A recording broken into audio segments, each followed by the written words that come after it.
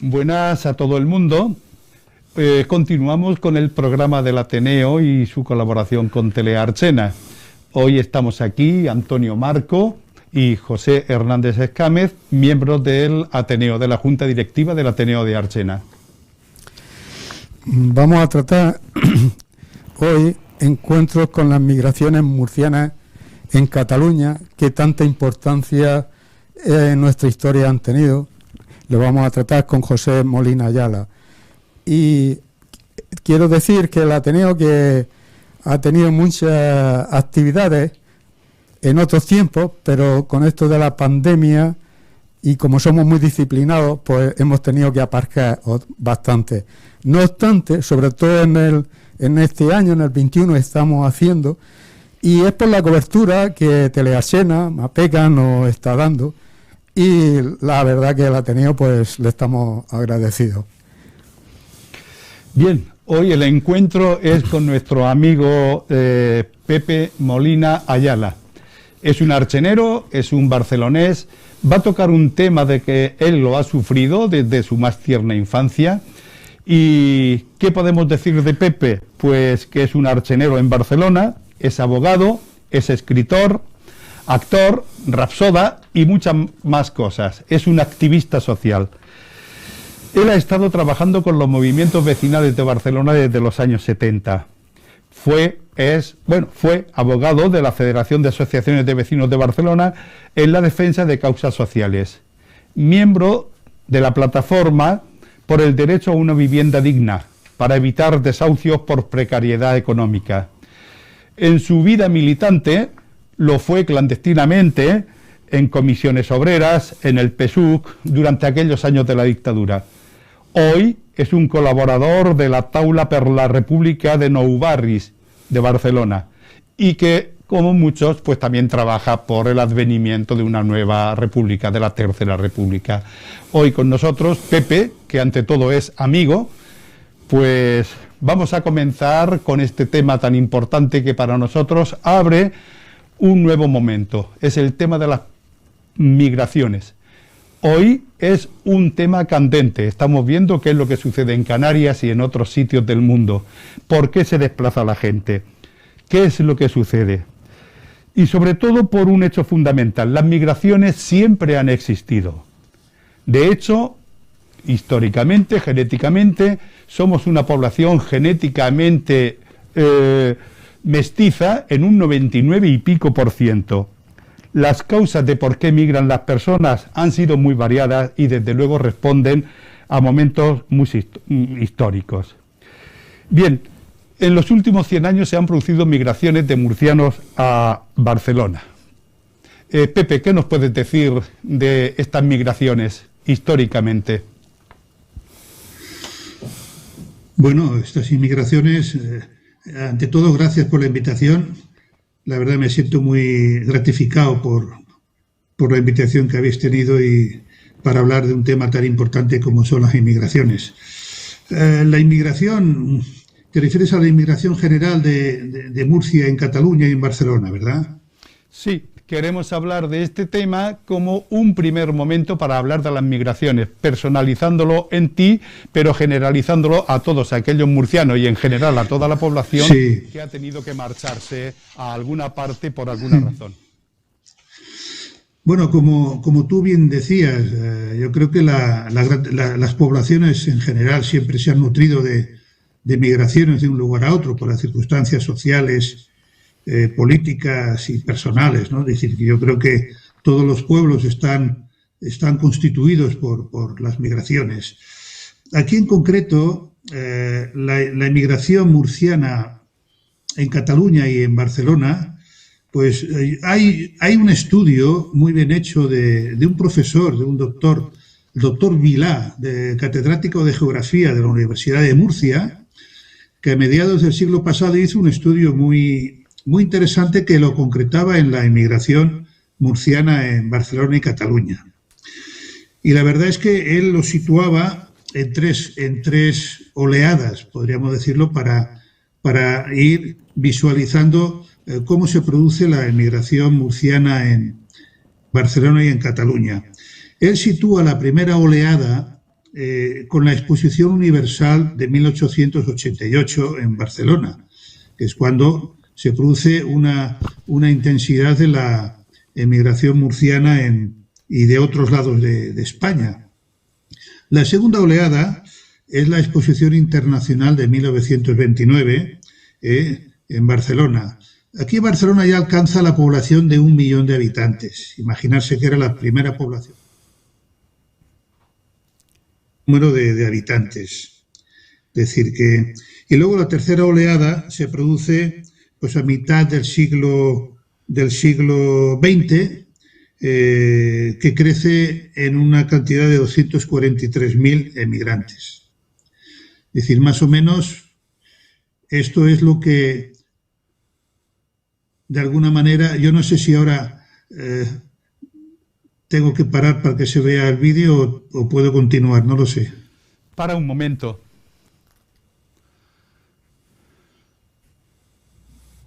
Al otro lado de esa Barcelona próspera, con grandes infraestructuras, bellos edificios y la fuente mágica de Montjuïc, que hipnotizaba los sentidos, estaba la ciudad oculta, la cara oscura del progreso, las desigualdades sociales, la pobreza, la explotación y la proliferación de barracas.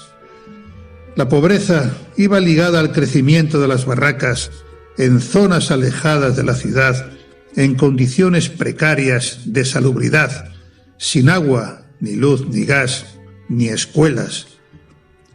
En el año 1929, las barracas alcanzaron la cifra de unas 6.500. La mayoría no superaban los 20 metros cuadrados. Solo tenían una pieza de cocina-comedor y 1 o 2 dormitorios. El amontonamiento era extremo, albergando a familias numerosas por barraca. Los murcianos constituían la primera comunidad inmigratoria de las barracas, alrededor del 20% del total. Le seguían los valencianos, andaluces y aragoneses.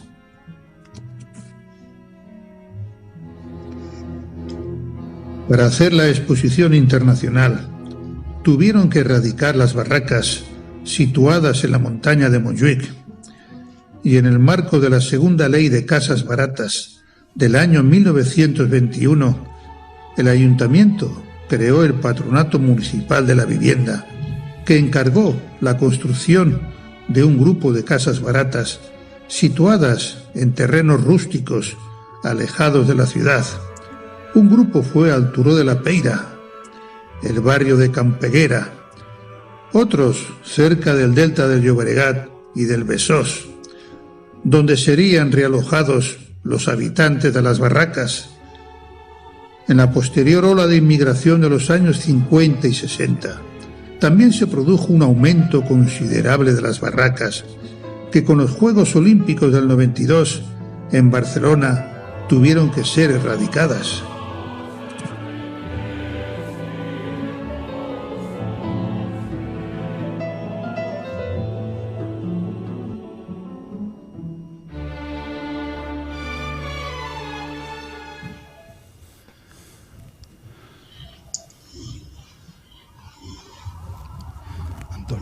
Yo. Bueno, pues un vídeo muy histórico de aquella realidad. Hemos mencionado, Pepe, que hay varias causas que motivan las migraciones y según en qué momento tiene su particularidad, aunque siempre hay un motivo principal y universal: que la gente viva un poco mejor. La pregunta es, ¿qué causas motivaron? Porque a los murcianos, porque lo hemos visto un poco global, ahora ya bajamos a Murcia, Archena. ¿Qué causas motivaron a los murcianos archeneros a marchar y abandonar pues la casa, la familia? Algunos tenían un trocico de tierra, e irse para, en este caso, para Cataluña.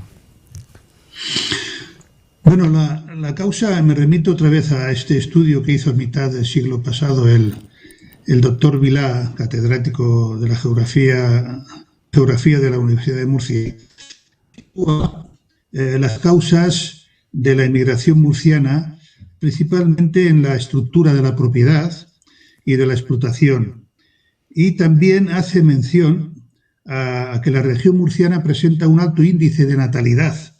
Quiere decir que unido el gran porcentaje de natalidad que hay, y eso también lo remito un poco a la familia de mi padre y de mi madre, que eran 6 hermanos por parte de padre y también 6 hermanos por parte de madre. Es decir, que la natalidad pues era muy incisiva, fruto de pues un poco de eso, del amor a tener descendencia.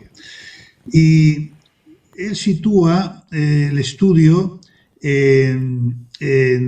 fijaros que en el censo de 1930 en Barcelona, la inmigración murciana la sitúan en el 13,4% de inmigrantes. Y esto es muy importante, porque del censo de los nacidos fuera de Barcelona alcanza en 1930 el 34% de inmigrantes, y de ese 34%, el 13,4% es procedente de Murcia, y eso es un porcentaje muy elevado. Entonces él habla de que hay 2 franjas importantes de Murcia, que es la primera franja y la costera, que se llama la zona de Cartagena, Algarrobo, y un poco la zona de las minas de la Unión. Y él hace mención a la crisis minera de la Unión, que eso provoca que muchos murcianos de esa zona se vayan a Barcelona, que es el punto de atracción por el tema del desarrollo industrial. Y la segunda zona que él sitúa como lugares de procedencia murciana es la zona más rural, que es la Totana, Lorca, Puerto Lumbreras, un poco por la situación rural de esas zonas de pobreza y de estructura de la propiedad. Por lo tanto, él sitúa, y yo creo que lo sitúa muy bien, es un informe muy, muy interesante, que esas zonas, tanto la parte de la Unión como la parte más rural, pues se van a la Cataluña y a la Barcelona de industrial. Y se da la circunstancia que mineros de la Unión también se fueron a las zonas mineras de Suria en lo que es la parte de Cataluña. Por lo tanto, las causas son esas, un poco la estructura de la propiedad, la pobreza, la sequedad y la zona muy, muy secana de rural, eso provoca altos grados de pobreza y necesidad de irse a zonas donde había mucha atracción industrial, tanto textil, metalúrgica y la construcción. Recordar que a principios de siglo, después de que se derriban las murallas en Barcelona, es el proyecto del Plan Cerdà es cuando se desarrolla todo el Eixample, y a partir de primero de siglo es cuando se construye toda la parte de Barcelona moderna, y ahí, bueno, el tema de la construcción fue importantísima, el tema del metro. Los murcianos también contribuyeron a la construcción del metro y el tema de la industria textil. Poco más o menos yo creo que fue en esa línea, Antonio. Pepe, vamos a personalizar un poco. Se entiende mucho mejor cuando uno desde su propia vivencia expone todo lo que sabe, todo lo que conoce, todo lo que ha vivido. En este caso tú eres de la ola de emigración que se dio posterior a la posguerra. Cuéntanos algo, cómo llegaron a Barcelona tus padres, dónde vivieron, si se configuró algún núcleo particular de murcianos, ese fenómeno de barraquismo que coméntanos algo de tus primeros años.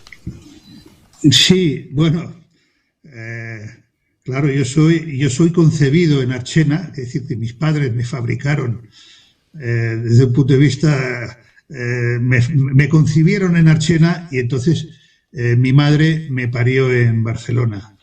¿Cómo ocurrió? Pues primero vino mi padre vino antes de que fuera mi madre. Mi padre vino antes y es cuando empezó a trabajar, y una vez que empezó a trabajar es cuando mi madre decidió acudir a Barcelona. Eso fue en el año 49. En el año 49 es cuando se produce la emigración por parte de mi familia. En mi familia fueron a vivir pues a una zona llamada de barraquismo, que es el chabolismo,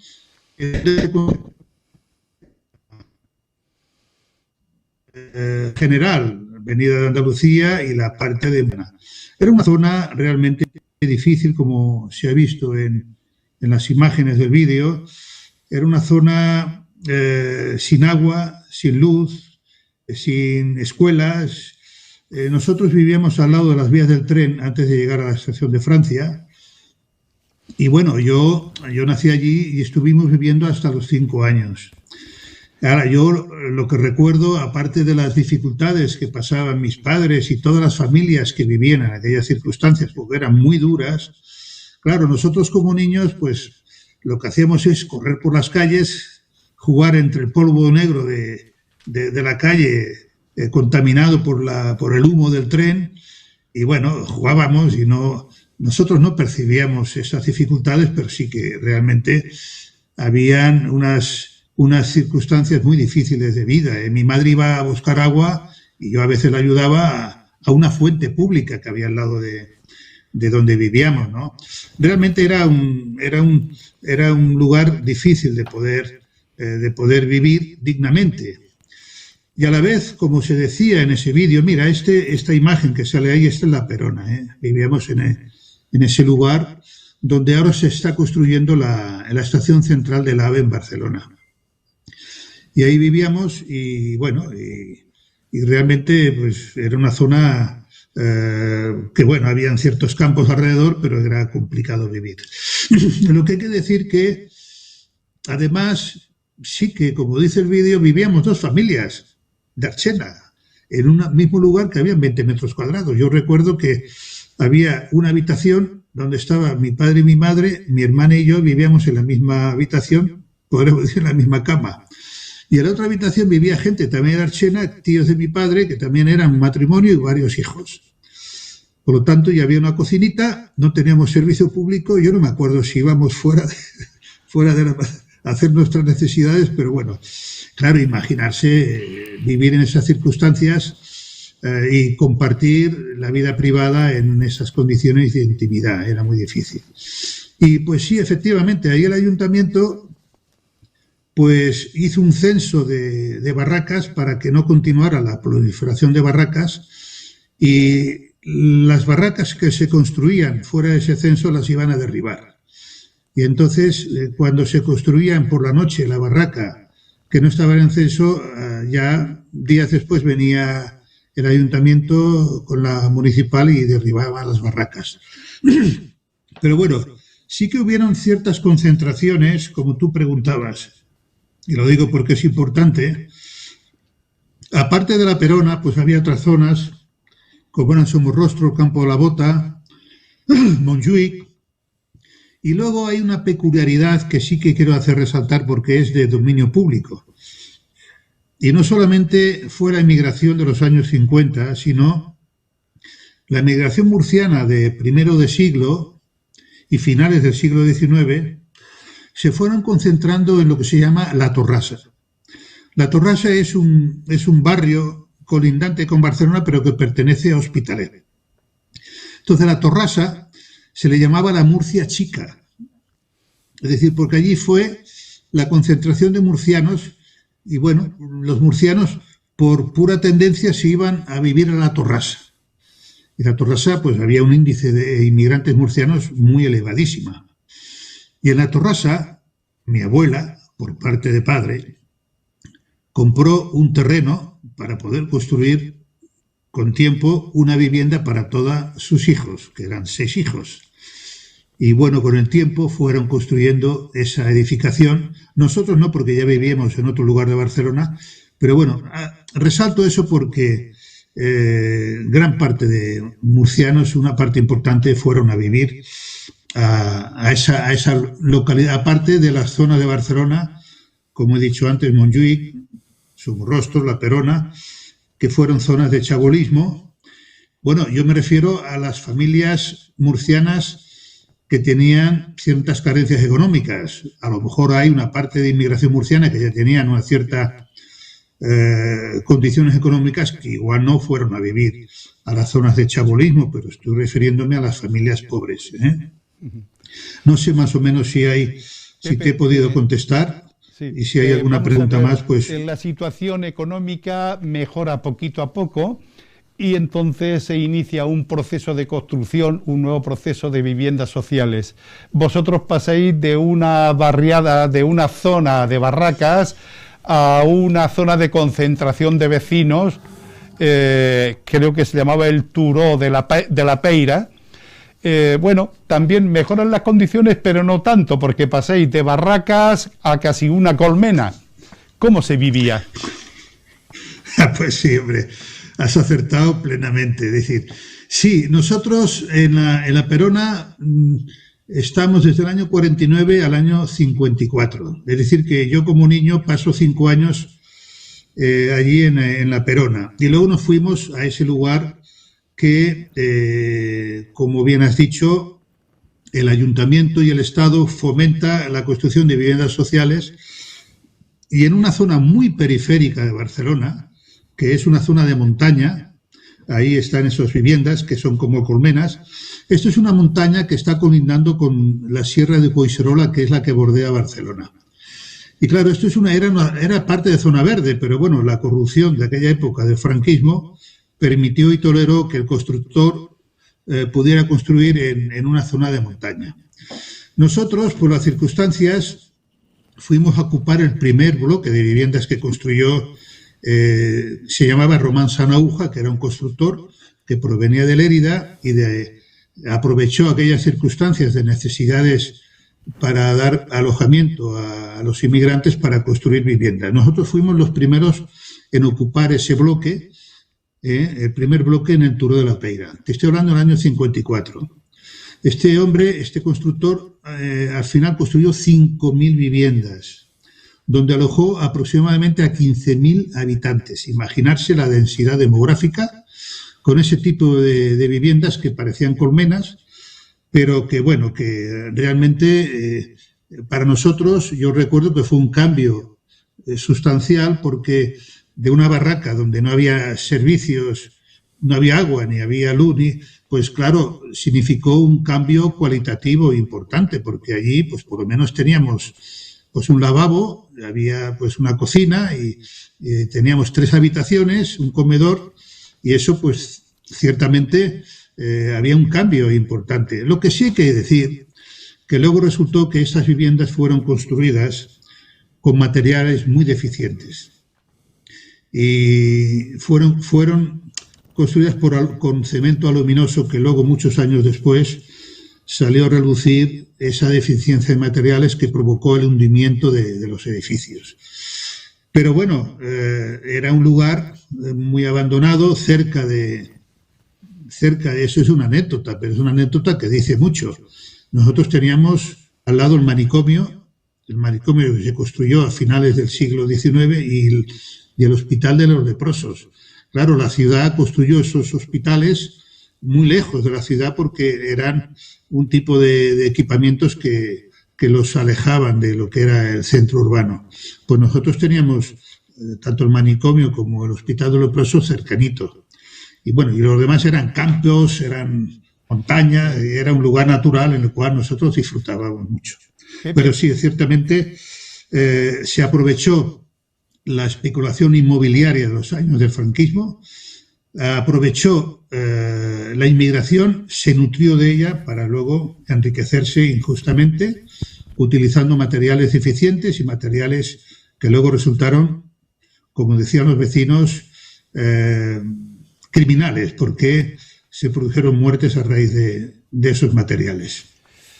Pepe, y en estas condiciones... No sé si hay... tanto en la época anterior de barraquismo y demás, como en esta, donde también había un cierto sobre las viviendas muy dotadas de gente, con varias familias también, aquí había un papel fundamental por parte de la mujer, porque tuvo que trabajar, tuvo que criar, tuvo que ser mujer, tuvo que ser de todo. ¿Tú recuerdas el tema de la mujer en esa época? Pues sí, bueno, yo como niño sí que percibía, a ver, como tú decías muy bien, es decir, en nuestra casa en el Turó, que tenía 50 metros cuadrados, casi nunca vivíamos solos. En una habitación estaba mi padre y mi madre y mi hermana Luisa y también yo, y en otras habitaciones habían familias por parte de mi padre, es decir, que vivíamos también dos familias en esas pocas dimensiones. Y yo recuerdo el papel de la mujer. El papel de la mujer fue muy importante. Es decir, tanto mi madre como mi tía, mi madre que también es archenera, pues ella tuvo que también un poco buscar sus fuentes de ingresos, porque los salarios eran muy mínimos. Y entonces, pues bueno, hacía un trabajo de casa, ella rascaba muñecos, los perfilaba, muñecos de cerámica, y luego se buscó pues, la función de ser portera de la escalera. Y recuerdo a mi tía provenía de Almería y mi tía entró a trabajar en las fábricas. Mi tía que se casó con un hermano de mi padre, vivía en nuestra casa. Yo recuerdo siempre que ella se levantaba a las 4 o 5 de la mañana para ir a la fábrica. Y eso le dio una fuerza porque ella al ir a trabajar a la fábrica tomó conciencia de las circunstancias en las que vivía y ella tenía ciertas simpatías por el tema anarquista, pero bueno, tampoco nunca lo sacó a relucir. Ella tenía mucho vigor y realmente se tuvo que enfrentar, lo digo desde un punto de vista positivo, es decir, por parte de mi familia, de mi padre y de mis tíos, pues había ciertos caracteres de mucho machismo, es decir, y lo digo en un tono de que en aquella época pues, había un machismo muy fuerte, arraigado, y habían caracteres fuertes. Yo con eso quiero decir que cada uno era como era y era una época donde tanto mi padre como parte de mis tíos venían de una guerra civil, venían de un lugar de una cultura muy reducida y pudieron vivir y sobrevivir como podían, pero además pues, se unía ese factor de un carácter fuerte a la mujer. Y ahí sí tengo que deciros que por parte de mi madre y por parte de mi tía, pues plantaron cara a ese machismo. Lo plantaron cara y de una forma, yo creo que esa hornada de mujeres, yo creo que podríamos decir que fue un poco el primer avance del feminismo en otras circunstancias, porque había otro tipo de cultura, pero realmente admiro el papel que tuvieron para equilibrar o neutralizar ese trato de cierto dominio hacia la mujer, es decir, pero bueno, no con eso yo culpo, quiere decir que las cosas eran como eran y realmente el machismo, supongo, de los que nacieron en primero del siglo pasado, pues era como era, pero eso tampoco justifica que la mujer tuviera que soportar esas circunstancias. Yo creo que fue un primer avance, más cuando se incorporó a la mujer a los medios de producción, que eso le dio un carácter de autonomía y un carácter de poder decir, bueno, vale, hasta aquí hemos llegado. Pero bueno, yo hay un la tema, verdad que en lo esa recuerdo. época aún no se había acabado lo que era el racionamiento y habían ciertas ayudas, era el tema de las cartillas. Vosotros tuvisteis cartilla también, ¿no? Pues sí, Pepe, sí, mira, lo de la cartilla de racionamiento, me hace gracia que me lo digas, porque indirectamente yo que estaba en la barriga de mi madre cuando llegó a Archena, cuando llegó a Barcelona de Archena, pues había lo que se llamaba el auxilio social ahí al lado de la Perona, en la calle La Sagrera había un lugar que se llamaba auxilio social y ahí daban ayuda de comer a las mujeres embarazadas. Por lo tanto, cuando yo estaba en la barriga de mi madre, ella con una tía mía iban allí, que estaban las dos embarazadas, e iban a comer porque tenían que alimentar al ser vivo que se gestaba en su barriga. Y a veces mi madre me lo explicaba y llevaba a mi hermana Luisa, que me llevaba 3 años, y la llevaba con ella, la ponía debajo de la falda y cuando le daban de comer también aprovechaba para darle de comer a mi hermana. Y esto te estoy hablando, pues si yo nací en el 49, pues imagínate, la cartilla de racionamiento fue pues en el año antes o meses después antes de que yo naciera. Hasta el año 52 estuvieron en uso. ¿Eh? hasta el año 52 del siglo pasado Sí. estuvieron en uso. Pues sí, pues eso señala que la cartilla de racionamiento era un índice de la pobreza de la posguerra, que era una zona era una etapa difícil de falta de trabajo y de mucha precariedad económica. Eso, pregúntaselo tú. Pregúntaselo tú. Pepe, ¿qué clase de trabajo tus padres cuando llegaron y la demás gente tuvieron acceso? ¿Fue fácil? ¿Tenían trabajo? ¿Fue fácil encontrar trabajo? Y dentro de eso, ¿qué clase de trabajo? Sí, bueno, mi padre se colocó en el teatro comedia. Una hermana de ella, una tía mía, que había venido antes que mi padre, hacía de sirvienta en casa del propietario del teatro comedia. Entonces ella habló con el propietario del teatro comedia, entonces es cuando intercedió para que viniera mi padre, y mi padre ya se colocó en el teatro comedia de tramoyista. Pero además, él por la mañana trabajaba en una empresa de transportes. Quiere decir que mi padre, pobre hombre, pues se levantaba por la mañana a trabajar en esa compañía de transportes, era un camión donde repartían cosas, y luego pues por la tarde-noche se iba a trabajar al teatro comedia.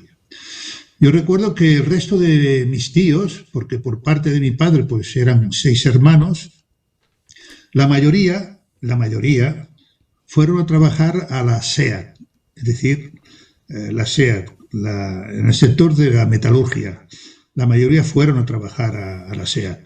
Yo no recuerdo por qué mi padre no fue a la SEAT, pero bueno, supongo que él se encontraba a gusto en el trabajo del teatro, pero el resto de mis tíos pues fueron todos pues a trabajar a la SEAT.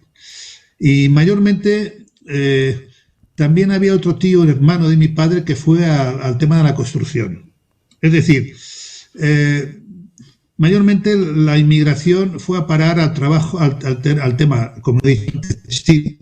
Eso a primeros de siglo, que era la industria textil en Cataluña era muy fuerte. Y luego pues al sector de la metalurgia, es decir, mayormente.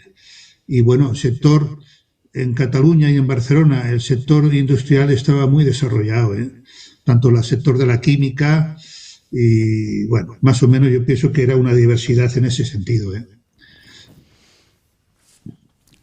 Los salarios eran muy bajos, es decir que por eso el pluriempleo con respecto a mi padre era necesario, por eso mi madre tenía que ayudar a la economía para poder, pues un poco, recordar que para ir, como preguntaba antes Pepe, cuando nosotros pasamos de la Perona, del barraquismo al Turó de la Peira, tiempo antes tuvieron que adelantar 3.000 pesetas al constructor, que era una forma de financiación, para tener derecho a ser alojados en esas nuevas viviendas. Con lo cual era una forma de darle crédito al constructor. Y claro, 3.000 pesetas en aquellos años era mucho dinero. Y eso pues supongo que lo ahorraron, tenían algo ahorrado y con el trabajo pues pudieron acceder a aquellas viviendas. Bien, Pepe. Bueno, ya hemos visto aquellos primeros años difíciles, por lo que nos está explicando, pero ya han pasado y bueno, una meta es estudiar. Los años pasan, la infancia, la escuela, los juegos, la pandilla, y en un abrir y cerrar de ojos tú ya tienes edad para trabajar y para pensar en otras salidas, como estudiar, aunque me imagino que no lo tendría fácil. Pregunta, ¿cuál era habitualmente el recorrido de los hijos de los inmigrantes? ¿Se ponían a trabajar, estudiaban, accedían a carreras superiores? Y la otra pregunta, y en tu caso ya concreto, ¿cómo llegaste a estudiar Derecho? si provenía de una familia pues sin recursos, ¿no? Vale. Bueno, mayormente yo creo, claro, yo puedo hablar del entorno donde yo vivía, mi familia, mis primos y el entorno del barrio donde yo vivía, que la mayoría éramos hijos de trabajadores. Mayormente hay un porcentaje muy mínimo de hijos de la inmigración que pudieran acceder a carreras superiores. Eso era algo que ni las familias se lo podrían plantear, porque ya venían con el estereotipo de que poder acceder a la universidad, familias de inmigrantes que provenían de pueblos donde vivían en situaciones de cierta pobreza, donde el médico, el abogado y las profesiones de carreras superiores para ellos era inalcanzable, ni se lo planteaban, Es decir que, por lo tanto, la mayoría de hijos de inmigrantes, tanto mis primos y mis primas y de mi edad y los que vinieron después, mayormente era el destino a trabajar en la medida, bueno, pues en las fábricas. Un primo mío pues fue a la SEAT, otros fueron a... Yo también, personalmente, yo comencé a trabajar a los 13 años, que era lo normal y usual. Bueno, los 13 años era ilegal. De esta forma, no se puede trabajar antes de los 14 años, pero por las triquiñuelas que fueran, a mí me pusieron a trabajar a los 13 años en unas oficinas. Y eso era más o menos la tónica normal en los barrios obreros, que los chicos a los 14 años empezaran a trabajar. También hay que decir que hay un sector minoritario que hacían carreras medias, como peritos, más o menos familias archeneras de Turó de Peira. Un amigo mío también, que es de Archena, pues hizo ingeniería técnica y habían carreras medias. Que más o menos, pero era un sector minoritario. Por lo tanto, el acceder a carreras superiores era algo inalcanzable, es decir, ni se lo pasaban por la cabeza, porque, hombre, eso se puede comprender. La reproducción de los estereotipos de las clases dominantes, pues eso no permitían que a las clases humildes se pudieran pensar cómo mi hijo va a llegar a... Eso era desde un punto económico y hasta psicológicamente, no entraba en la cabeza. ¿A mí qué me pasó? Pues bueno, que yo creo que fui uno de los primeros de la familia que llegué a la universidad. ¿Qué me pasó a mí? Pues yo qué sé lo que me pasó, pero lo que sí sentí, que cuando empecé a trabajar a los 13 años y me exiliaron del barrio, me exiliaron de los juegos. Y ahora un niño, 13 años, éramos unos niños. Cuando me exiliaron de la escuela, me exiliaron de correr por las calles, las montañas. Claro, a mí me metieron en una oficina siniestra de 20 metros cuadrados, que aquello para mí fue una cárcel, ¿no? Y claro, una cárcel desde un punto de vista también de la forma de trato, porque a veces el jefe aquel que teníamos, que parecía, pues, era un señor que allí estaba siempre presente, y alguna vez, pues, el trato no era el mejor adecuado.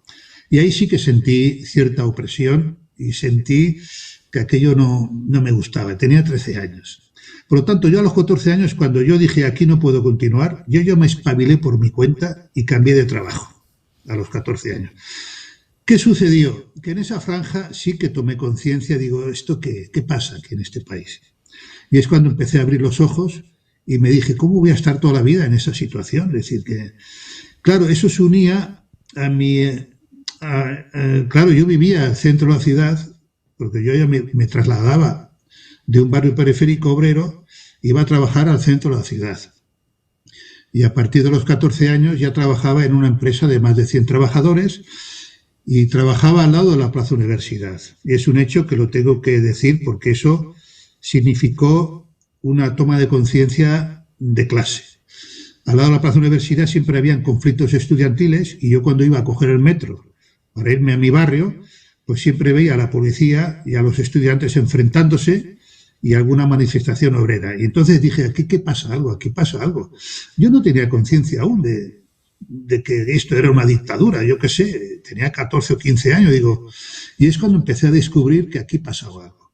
Por lo tanto, empecé a tomar conciencia y sí, empecé a descubrir pues que aquí tristemente había habido una guerra civil, que había habido una república legítima que había sido derrocada por un golpe de Estado de Franco, y empecé a descubrir que había otra realidad que hasta ese momento se nos había ocultado. Y yo creo que la causa determinante fue el tomar conciencia, y supongo también mi familia había sido represaliada, mi padre fue declarado desafecto al régimen, nunca habló de la guerra, nunca me habló de la guerra, nunca. Y también, pues supongo que hubo un hecho que a mis 8 años, igual que a 2 amigos míos, un primo mío, fuimos testimonios de la muerte de un anarquista en el barrio, que lo ametrallaron en nuestro barrio. Los 3 archeneros fuimos testigos de cómo lo asesinaban, porque aquello fue una emboscada.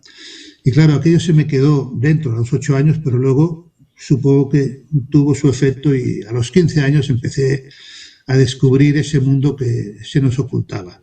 Y es cuando decidí estudiar. Y es cuando empecé a decidir, yo tengo que estudiar, y yo empecé el bachillerato a los 17 años. Hice varios cursos en un curso porque lo combinaba con el trabajo. Y así, pues, hasta que llegué a la universidad después de la mili.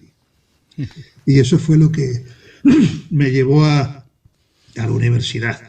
Y claro, todos los que en aquella época, hijos de trabajadores, estudiábamos, siempre éramos los estudiantes de bachillerato de noche, porque durante el día trabajábamos y por la noche pues íbamos a estudiar a los institutos y ya a tirar octavillas para decir que aquello era una dictadura, y empezamos a, pues eso, a compartir luchas que, bueno, luego hicimos lo que pudimos hacer en aquellas condiciones. Y esto un poco es la historia, resumiéndola para no extenderme más. Y luego pues acabé Derecho. Acabé Derecho y bueno, fue una carrera que me sirvió para la lucha clandestina, porque realmente, como yo militaba en comisiones obreras en un hospital que yo trabajaba durante el día y estudiaba por la tarde, pues estudiar Derecho me daba muchos elementos para poder, pues eso, combatir la legalidad de aquellos tiempos. Bueno, no sé, Antonio, si dejamos esta parte para después, para dentro de un momento.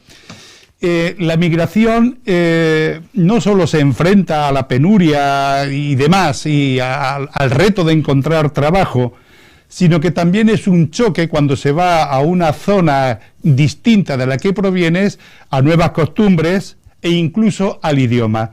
En este caso, en Cataluña, había un choque. ¿Cómo convivíais con los catalanes en la vida cotidiana, con el idioma, con sus costumbres? ¿Se mantenían también las costumbres murcianas? ¿Y en algún momento os sentíais discriminados? Pues, bueno, yo me remito a la Perona, que yo recuerdo. También había alguna familia catalana, es decir, y había una relación de cordialidad, porque allí en el barraquismo lo que sí que había es solidaridad plena entre los que vivían en aquellas condiciones. Luego, cuando nos trasladamos a lo que es la vida vertical de los edificios, en aquel edificio de Montsant 31 del Tour de la Peira, pues habían unas 22 viviendas. Había planta baja más cuatro plantas y luego ático. Y allí mayormente las familias eran inmigrantes, y había un porcentaje, había de catalanes, había pues 4 o 5 catalanes, familias catalanas. El resto era pues murcianos, aragoneses, valencianos y andaluces. Y la convivencia era buena, era muy buena. Es decir, los catalanes nunca impusieron que se hablara el catalán, nunca. Precisamente la familia catalana era la que tenía abajo una tienda, la parte de la tienda, y tenía una tienda y hablaban su lengua, porque era natural que hablaban su idioma, porque era así. Y entonces nunca había ningún problema. Es decir, que la convivencia era natural, de necesidades, y cuando uno necesitaba algo se ayudaba al otro, y era realmente, yo la percibía como normal. Yo nunca me sentí, ni mi familia nunca me ha transmitido de que hubiera algún problema en imponer la lengua, nunca. Es decir, que las costumbres, pues sí, ciertamente es una pregunta muy, muy buena, Pepe. Las costumbres, se respetaban las costumbres, es decir, los catalanes mantenían sus costumbres y nosotros nos mantenemos las nuestras. Yo recuerdo que, por ejemplo, te pongo un ejemplo, en Navidad, pues los catalanes iban, la Nochebuena, se iban a la Misa del Gallo, los que eran creyentes, y nosotros pues íbamos con las zambombas y panderetas, recogiendo el aguinaldo, cantando "A esta puerta hemos llegado", que eso es una canción murcianica, porque, y bueno, y en mi casa, pues bueno, en mi casa celebrábamos la Nochebuena con toda la familia y con el pavo que nos enviaban de Archena. Y quiero retransmitir una anécdota, porque el pavo que nos enviaba mi tía Lola, que vivía delante del cine de invierno, que era esposa de mi tío, hermano de mi madre, pues cada año criaba el pavo. Y claro, teníamos que ir a recoger al pavo a la estación de Francia, y yo cada año que tenía que ir con mi madre a recoger el pavo, pues me entraba unos berrinches porque el pavo pesaba, y llegaba en una cesta de mimbre y lo llevábamos en el tranvía desde la estación de Francia hasta casa. Bueno, y el pavo, claro, miraba alrededor, imagínate, diciéndole que me espera, porque claro, en la ciudad el pavo decía, bueno, pero el pobre pavo no se enteraba lo que le esperaba, porque luego mi padre tenía un arte en degollarlo, que bueno, que entonces comíamos pavo y disfrutábamos de lo lindo en Navidad. Yo siempre esperaba Navidad, porque la Nochebuena, por lo tanto, las costumbres eran muy respetadas, Es decir, que, y más en el tema de el idioma, la lengua, Y sí que tengo que deciros que, por ejemplo, nosotros los niños jugábamos en la calle y hacíamos juegos típicamente que se iban reproduciendo a través del tiempo sin saber por qué. Y nosotros incorporamos en nuestro lenguaje castellano palabras catalanas sin darnos cuenta. Y yo cuando iba a Archena, por ejemplo, pues decía, oye, ¿a qué hora plega? ¿No? Dice, ¿cómo plega? ¿Eso qué es plegar? Pues plegar era ¿a qué hora terminabas de trabajar? ¿No? Y era una palabra catalana que considerábamos que era española, es decir, que había una incorporación de un lenguaje sin darnos cuenta. Es decir, pero bueno, había un respeto total, y yo creo que el tema de los catalanes en ese sentido, había una actitud muy tolerante, y yo personalmente nunca me sentí discriminado, ni mi madre ni mi padre. Al contrario, yo pienso que en ese sentido se mantenía muy, muy a gusto. No sé si te respondo a tu pregunta, Pepe. Vale. Siempre mantuvimos una relación con Archena muy estrecha, Es decir, nosotros cada año, bueno, no sé si cada año, pero íbamos a Archena, y yo empecé a conocer Archena de muy pequeñito. Y íbamos en el tren, en el sevillano, y yo recuerdo aquel sevillano con botas de vino, con bocadillos de chorizo, y siempre recordaré la estación de Chinchilla, porque nuestro tren iba de Barcelona a Andalucía y hacía parada en Chinchilla. Y siempre llegábamos a Chinchilla por la noche, y hacía un frío tremendo. Y yo recuerdo que mi madre me agazapaba y esperábamos al tren que venía de Madrid y que se dirigía a Murcia. Entonces cogíamos el transbordo, pasábamos horas en Chinchilla, yo no me acuerdo cuánto, pero era por la noche, y ya llegábamos a Archena. Y bueno, no sé si ahora es el momento que os cuente cuando llegué a Archena, que yo para mí fue un nuevo mundo. Me enamoré de Archena, de mis primos, de mi gente, de mi familia. Salía familia por todas partes. Las acequias, los molinos, el río, el balneario, la piscinica, bueno, el carril, cuando iba la gente de un lado para otro. Digo, aquello fue para mí, pues, el mundo que yo descubrí y que siempre me enamoré de Archena. Es decir, por lo tanto, que decir, había una relación con Archena muy intensa. Bueno, Pepe, permíteme que llegado a esto yo voy a consumir unos minutos, así si te tienes que tomar un poco de agua, Y bueno, de esto último que estás diciendo de Archena, tú y yo siempre he dicho que Pepe Molina es un catalán que nunca ha olvidado sus raíces archeneras. Hay más catalanes hay más o catalanes archeneros, pero que una gran parte han olvidado las raíces archeneras. Tú no. Y nos lo has demostrado, pues, colaborando con nosotros, viniendo, etcétera, etcétera. Bueno, pero ahora voy a hablar de una persona, para mí, un personaje. Estamos ya en los años 40 y algo, ya se empieza, como tú bien has señalado, el trasvase de gente de Murcia y desde esta zona de Archena, de todos los pueblos de Valle de Ricote, la Algueida, hacia Cataluña, Barcelona y los pueblos alrededor. Y claro, hay un trasvase de gente, y aquí hay una persona que se llama Francisco Medina Gil, pero que lo conocemos por Escabila, de la Algueida. Este hombre, que murió muy joven, por cierto, no había cumplido los 51 años cuando murió. Este hombre, pues, que se hizo a sí mismo, que fue muy poco a la escuela, pero él se sacó el carnet de primera y salió de la huerta, de la Algueida de la huerta, y bueno, y cogió, pues se metió pagando muchas letras, en aquella época eran letras, en un autobús pequeño de aquella época, iban unos 28 o 30 personas, la conexión, el viaje a Cataluña, y cogía gente de todo, repito, de todo el Valle de Ricote, no solo de Archena y la Algueida. Y el autobús pues iba cargado hasta los topes. Acordaros, bueno, la gente joven, pero diré que en el autobús la vaca estaba encima del techo, ¿no? Y era ahí arriba donde se cargaba y echaban. Y me he acordado de esto que has dicho de los pavos. Bueno, sobre todo en diciembre, el viaje que se hacía en diciembre, iba dinero de aquí para allá no iba, pero comida sí. Ya sabes tú que en aquella época una gran parte de las casas de Archena y de la Algueida pues había matanza, ¿no?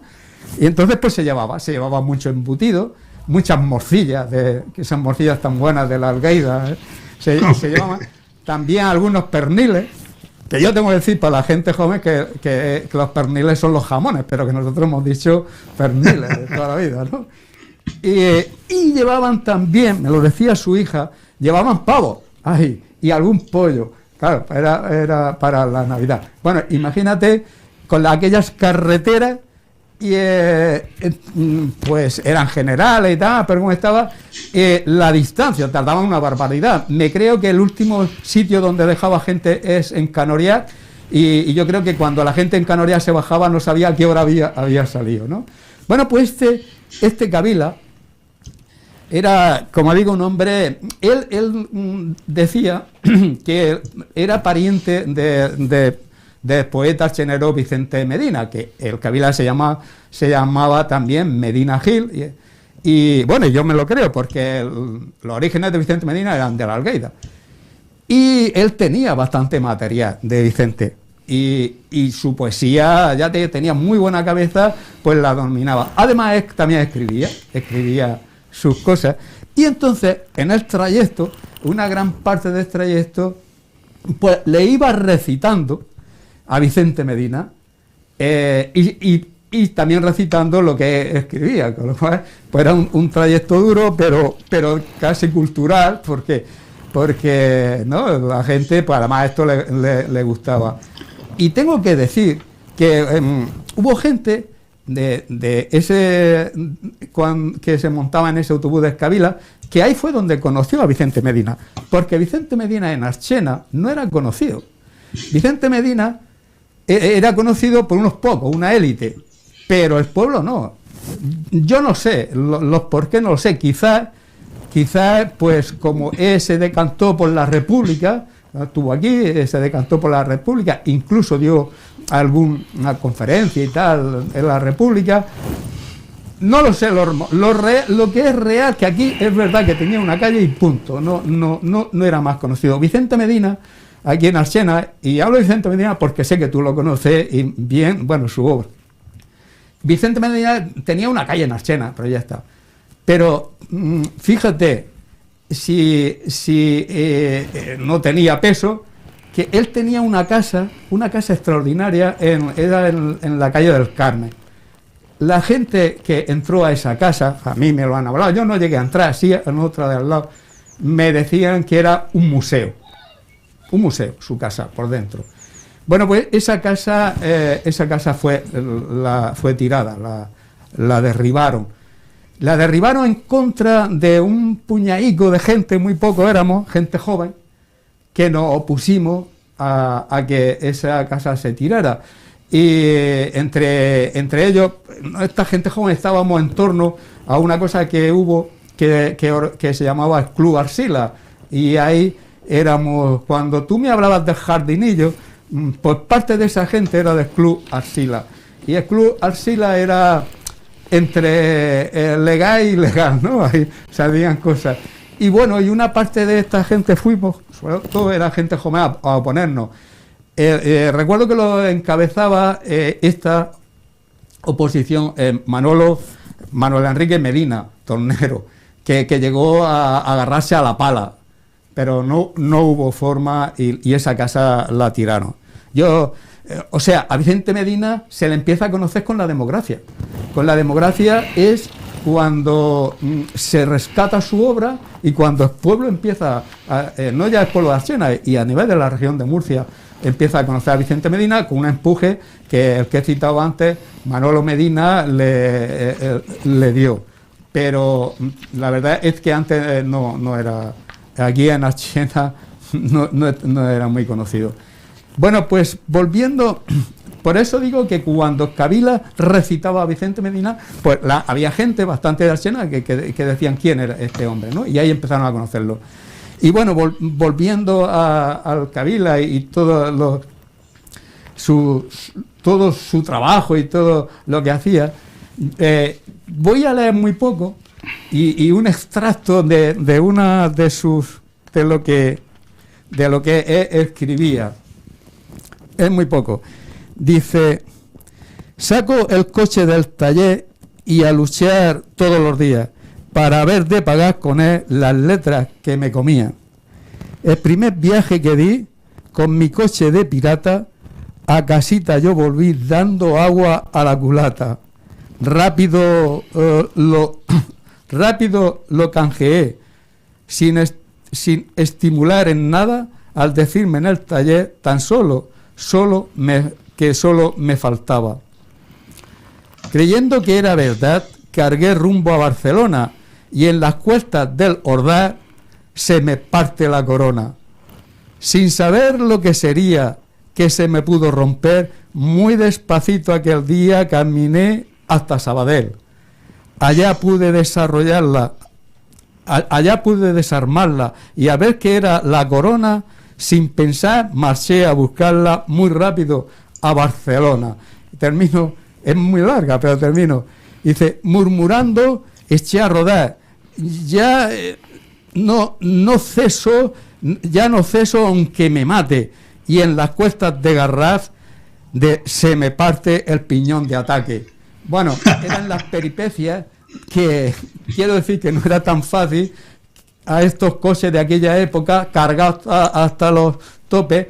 Su hija me decía que iban pavos, sobre todo en diciembre, y pollo y tal, ¿no? Entonces iban cargados, pues claro, subiendo las cuestas de Garraf, y fíjate, bueno, pues era un poco que hablar de este hombre Kabila, que para mí hablar de la conexión de aquella época, Archena, Algaida, Valle Ricote con Cataluña, hablar de Kabila. Habían otros, como los Ríos, pero este hombre era un personaje. Bueno, nada más era esa cuña, Pepe. Y ahora ya pues volvemos otra vez al... Oye, Antonio, si me permites, aunque sea un segundo, yo recuerdo haber ido en el coche de Kabila y del Nene Ríos. ¿Ah, sí? Sí, yo era muy pequeño y iba, y lo recuerdo, los trayectos, primero en un 1500, aquel SEAT 1500 que nos iba recogiendo, y luego hacía el circuito por Canoriac, Sabadell, y bueno, y las costas de Garraf y todo eso. Por lo tanto, me alegra enormemente de que ese señor Kabila de la Algaida, esa pedanía tan hermosa, pues produjera un poeta. Yo no sabía que era poeta, claro, yo tampoco a este señor, como era un niño, yo acompañaba a mi madre, pero sí que recuerdo los trayectos que luego, aparte de, primero fueron SEAT, luego se convirtió en un autocar, pero bueno, lo recuerdo con muy bien, lo recuerdo muy bien, un tiempo de... Los trayectos eran largos porque se hacían eternos, porque había que dejar familias aquí y allá. Claro. Y gracias por recordármelo, porque realmente Vicente Medina se merece recordarlo por su papel que hizo.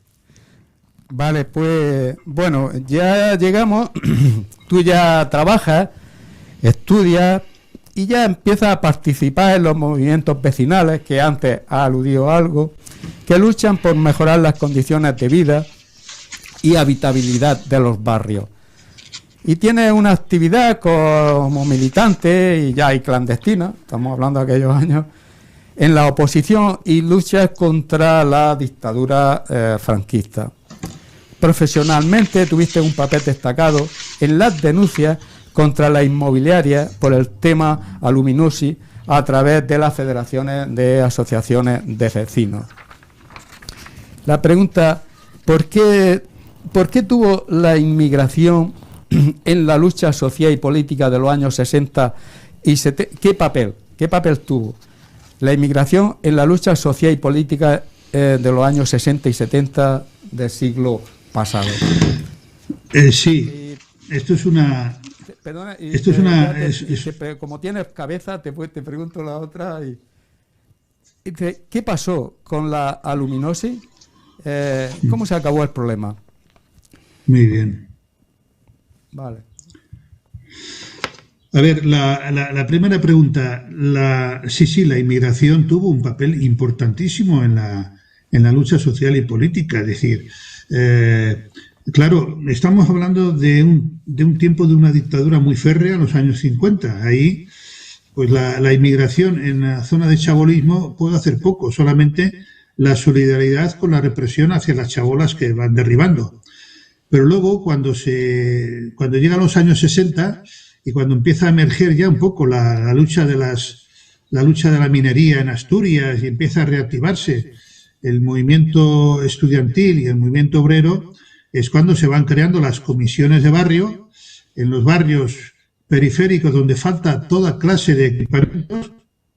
La integración de la inmigración en esos movimientos es básica y fundamental, que iba unida con catalanes, es decir, muchos catalanes estructuran esos movimientos, pero se conviven mutuamente en la lucha y en la organización vecinal para defender básicamente que los barrios pues puedan tener escuelas, las calles sean asfaltadas, que haya luz, que habían barrios que no había ni luz. Claro, Antonio, es que la Barcelona de la periferia, cuando se construye en los años 60, hay una corrupción y una acción urbanística desmesurada. Y entonces se construyen los barrios sin ninguna planificación urbanística. Ni tienen previsión de escuelas, institutos, centros culturales, nada. Y claro, eso a la gente la aglutina en torno a las asociaciones de vecinos que se empiezan a estructurar en los años 70, pero ya a finales de los años 60, ya se empiezan a formar comisiones de barrio y ya se empiezan a hacer manifestaciones por la defensa de escuelas, el semáforo, y la verdad que tuvo un papel muy importante la inmigración, muchos líderes, ya no hablo de mí, yo tampoco me considero un líder, pero muchos líderes vecinales, no solamente del Turó, sino de barrios de Barcelona, provenían de la inmigración y algunos de Murcia, es decir, que yo creo que ahí hay un papel destacado. Y hay una integración en ese proceso entre Cataluña y la inmigración, a través del PSUV. El PSUV integra el catalanismo con la inmigración, porque lo considera un hecho de compartir.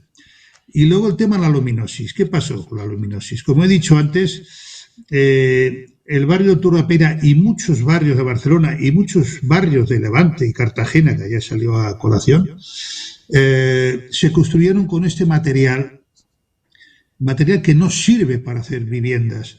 Este material, su origen, este cemento, se fabrica en Francia, por Lafarge. Se fabrica en Francia, y en Francia se prohíbe para hacer viviendas en el año 47. 47 porque ven que tiene efectos perniciosos para hacer viviendas, porque es un cemento que con el calor y la humedad se desgrana y luego se colapsan las vigas. Por lo tanto, aquí en España, aun estando prohibido en Francia, se utiliza el cemento para hacer viviendas porque este cemento fraguaba en 24 horas. Es decir, en 24 horas fragua, cuando el cemento normal, el Portland, tardaba 24 días. Por lo tanto, como tenían mucha prisa en hacer viviendas rápidas para ir alojando a la inmigración, este cemento, aunque dicen que era más caro, a la larga resultaba mucho más barato porque se ahorraban muchos días de... Y este cemento lo utilizan la mayoría de constructores de aquella época, que aprovechan, emerge esa corrupción, aprovechando y especulan, aprovecha esa necesidad de la inmigración y empiezan a construir muchas viviendas. ¿Qué pasa en el Turó? En el Turó de la Peira, en el cual yo como niño, ya te he dicho antes que yo empezamos a vivir en el año 54 allí, pues yo tenía 5 o 6 años. Y luego allí yo soy testimonio, y muchos de los niños somos testimonios de cómo van construyendo el barrio, y cómo había una bóvila donde se elaboraban las viguetas. Por lo tanto, resulta que en el año 90 ya empiezan ya habían habido derribos antes, muchos años antes, porque se hundían las paredes y se hundían, y decíamos, aquí les pasa algo, ¿esto qué le pasa a este barrio que se hunde? Pero bueno, en el año 90 ya se hundió todo un edificio, hubieron una muerte de una mujer. Y ahí, como coincidía que nosotros como asociación de vecinos teníamos una organización vecinal muy arraigada en el barrio, con delegados de escalera, imagínate que eran 5.000 viviendas, pues habían 120 delegados representando a las escaleras, y teníamos una organización vecinal muy estructurada y muy bien organizada. Por lo tanto, cuando se hunde el edificio, convocamos a los delegados y ya declaramos la guerra al constructor, a la Generalitat, al Ministerio de Obras Públicas de Madrid, al Cementos Molín y al constructor. Es decir, a todos los metemos en el mismo saco y ponemos una querella criminal. Porque todo el mundo sabía que se había utilizado ese cemento prohibido en Francia, sabiendo que no era adecuado para hacer viviendas. Y yo recuerdo, y es una anécdota ya para acabar el tema,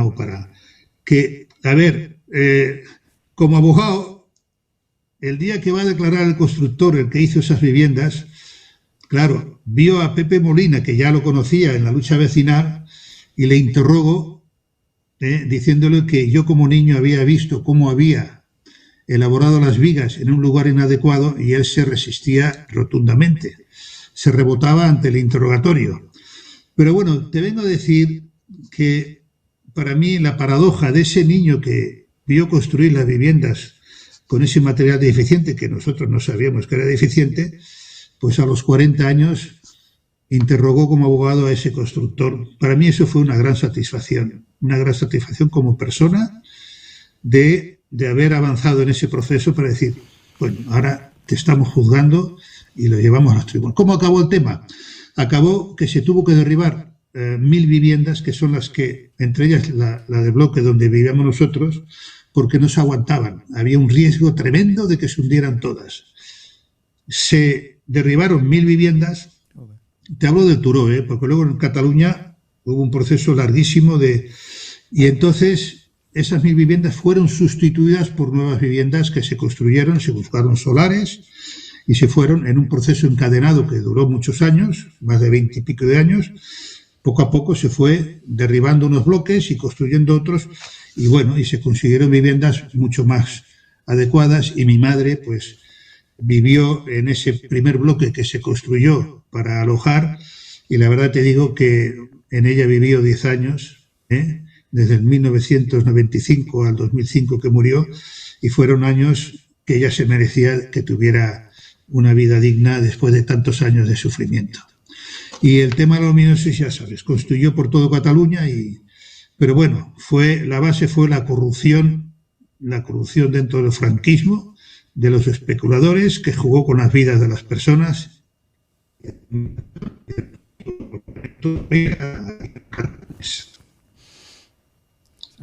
Sí. Bueno, Pepe, vamos a ir terminando ya.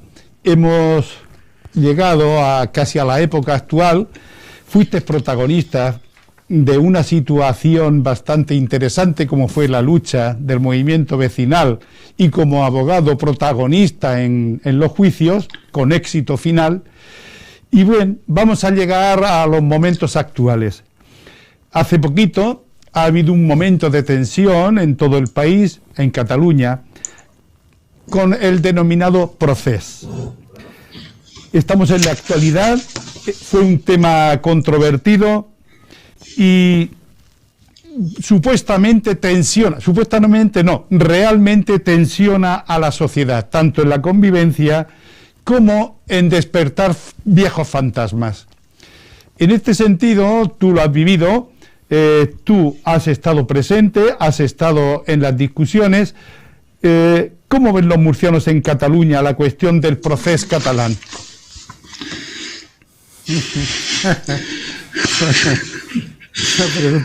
A ver, Pepe, claro, yo no puedo hablar en nombre de los murcianos en cuanto al tema de Cataluña, porque cada uno tiene su propia realidad social y política. Es decir, es muy difícil decir qué dicen los murcianos con respecto a Cataluña. Yo pienso que puedo hablar yo en nombre propio y en nombre de mi familia más próxima, algunos, otros no, pero sería un error tener que hablar en nombre de todos los murcianos, porque no es oportuno.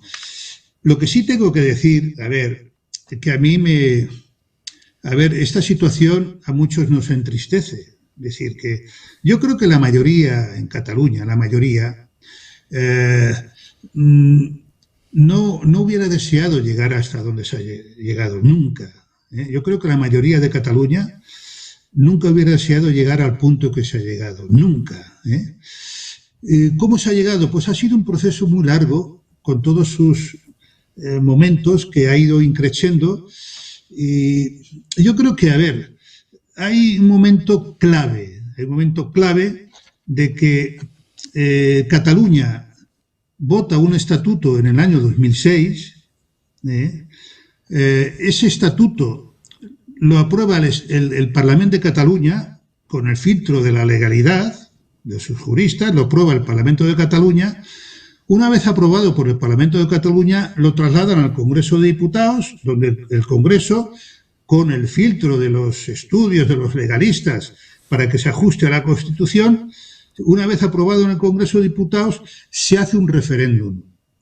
Y ese estatuto del 2006, Cataluña lo aprueba a través de un referéndum. Supongo que será como el Estatuto de Murcia, del Estatuto de Valencia, de Andalucía. Hay un proceso de deliberación y luego, en última instancia, la población o la comunidad autónoma lo aprueba por referéndum. Hasta ahí todos contentos. Pues bueno, pues ahí, si eso hubiera quedado así, no hubiera pasado absolutamente nada. Hubiéramos continuado pues en una relación de armonía.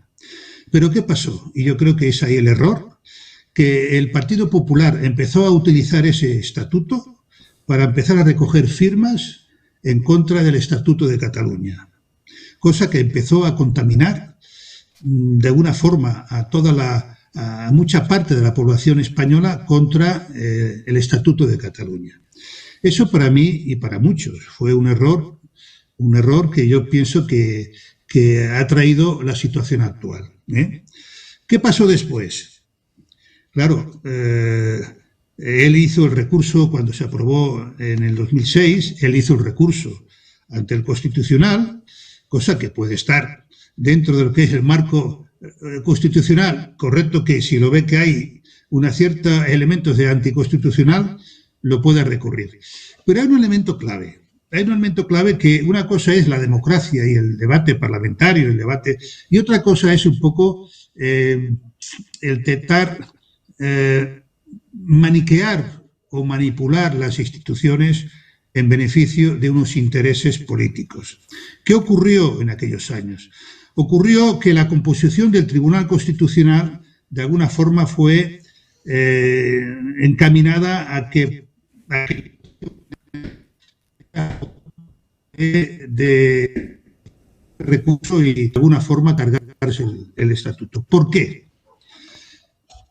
Porque el Partido Popular bloqueó la renovación en el Senado del Tribunal Constitucional para que las mayorías de la votación fuera en contra del Estatuto de Cataluña.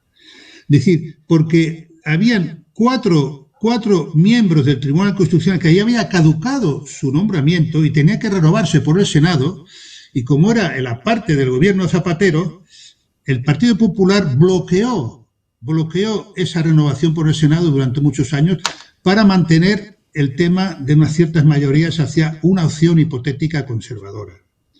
Y eso es lo que, de alguna manera, hay cierta perversión en la gestión política. Y eso es lo que duele cuando la legalidad se intenta utilizar para un beneficio, de alguna manera, considero ilegítimo, eso es lo que duele.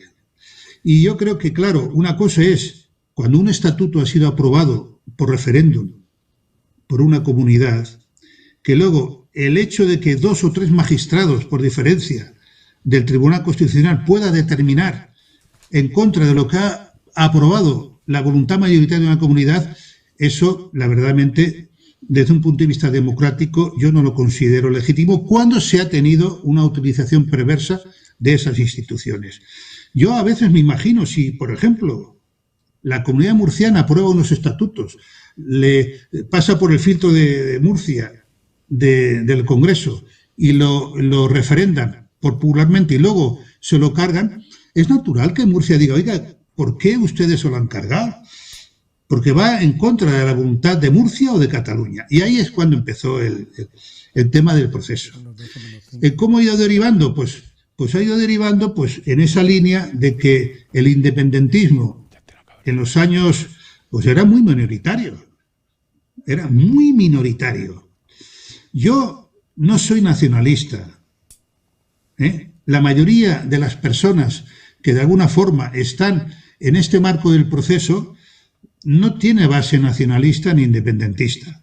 Yo como persona os digo cuál es mi sentimiento. Yo soy un ciudadano del universo que vive en la tierra, que vive en un lugar llamado Cataluña, que forma parte de un Estado español.